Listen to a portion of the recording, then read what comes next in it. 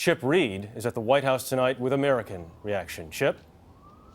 Well, good evening, Jeff. A short time ago here at the White House, we saw some of the president's top national security advisors leaving the White House, including General Martin Dempsey, the chairman of the Joint Chiefs of Staff on the right. That is Secretary of Defense Chuck Hagel having a very animated conversation there on the left with General Dempsey.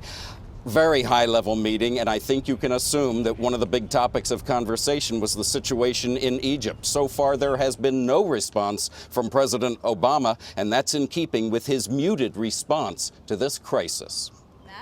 State Department spokeswoman Jen Psaki affirmed the administration's hands-off position on Egypt less than 2 hours before President Morsi was removed from office. I'm not going to rank the sides. We don't take sides, as you know. But neutrality has its risks. Critics say it portrays the president as simply standing by while a longtime Middle East ally that receives $1.5 billion in U.S. aid a year spirals into chaos. On the streets of Cairo, the administration's claim of neutrality had already been rejected by many protesters who accuse President Obama and U.S. Ambassador to Egypt Ann Patterson of giving Morsi too much support.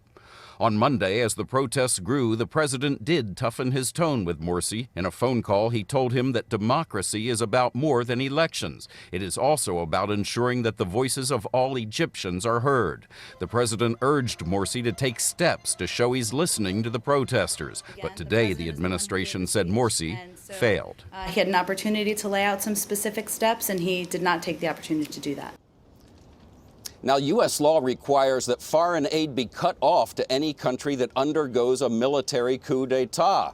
But there are exceptions and escape clauses in that law. And Jeff, don't be surprised if the White House and State Department lawyers find some way to avoid calling this a coup.